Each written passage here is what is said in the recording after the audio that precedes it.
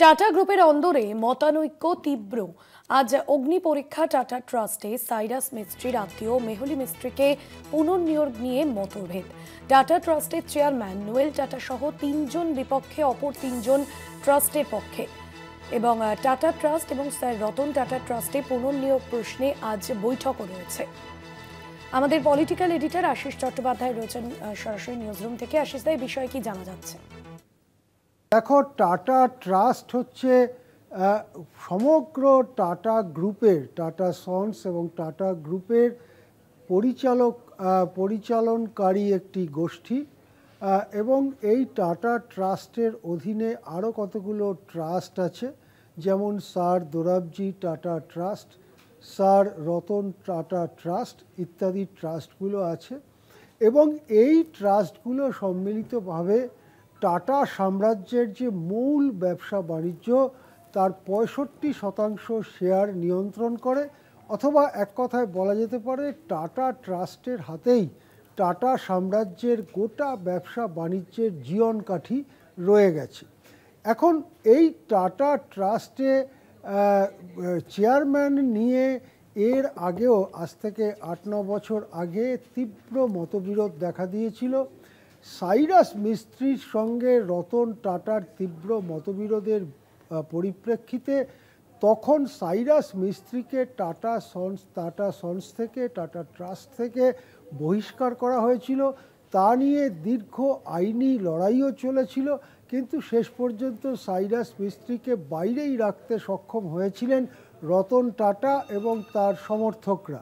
রতন টাটার প্রয়াণের পরে টাটা ট্রাস্টের চেয়ারম্যান হন রতন টাটার আত্মীয় নোয়েল টাটা।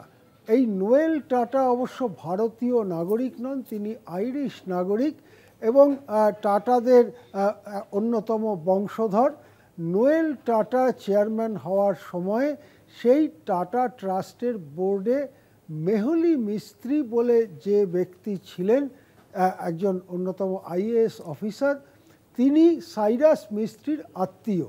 যদিও সাইরাস মিস্ত্রিকে যখন বহিষ্কার করা হয় তখন মেহুলি মিস্ত্রি সাইরাসের পক্ষ নেননি, বরং রতন টাটার পক্ষ নিয়েছিলেন।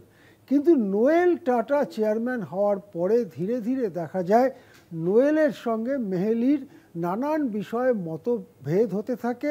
এমনকি একটা সময় এমনও হয়েছিল যে 6 জন মেম্বার ট্রাস্টি বোর্ডে, তার মধ্যে মাত্র একজন নোয়েলের পক্ষে ছিলেন, অপর 4 জন মেহুলির সঙ্গে জোট পাকিয়ে নোয়েলের প্রস্তাব ভেস্তে দেওয়ার চেষ্টা করেছিলেন।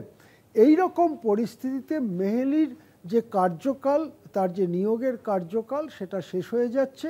সুতরাং তাকে হয় টাটা ট্রাস্ট ছেড়ে চলে যেতে হবে অথবা তাকে পুনর্নিয়োগ করতে হবে। এই নিয়ে তীব্র উত্তেজনা টাটা ট্রাস্টের অন্দরে।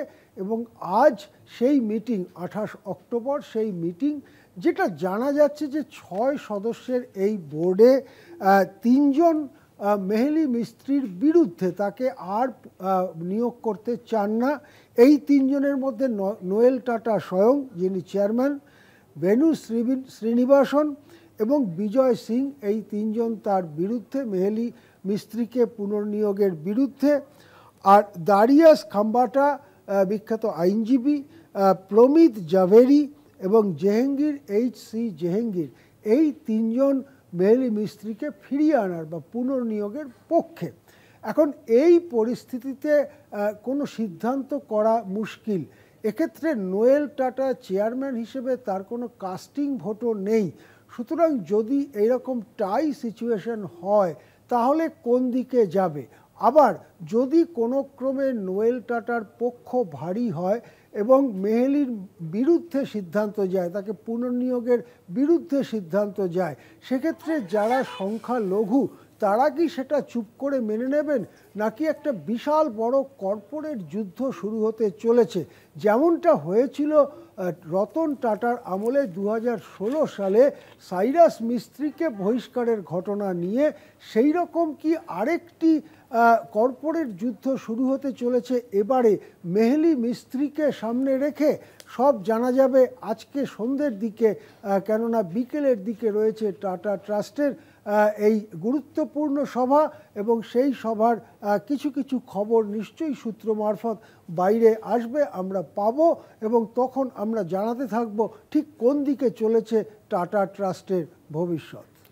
একদমই ধন্যবাদ জানাবো আশিস। তা আপনাকে সরাসরি ছিলেন আমাদের political editor Ashis Chattopadhyay.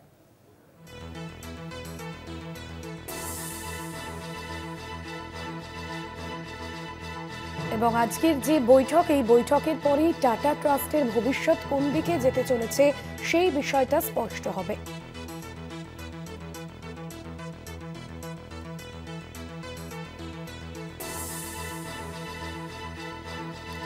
Sir Dorabji tata trust এবং স্যার রতন টাটা ট্রাস্টে পুনর্নিয়োগ প্রশ্নে আজ বৈঠক রয়েছে।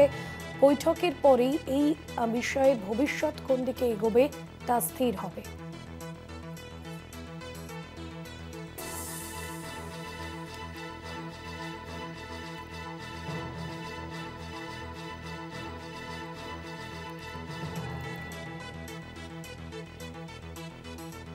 ট্রাস্টের চেয়ারম্যান সহ ৩ জন বিপক্ষে রয়েছেন এবং সেক্ষেত্রে এই টাটা গ্রুপের অন্দরেই মতানৈক্য তীব্র পর্যায়ে।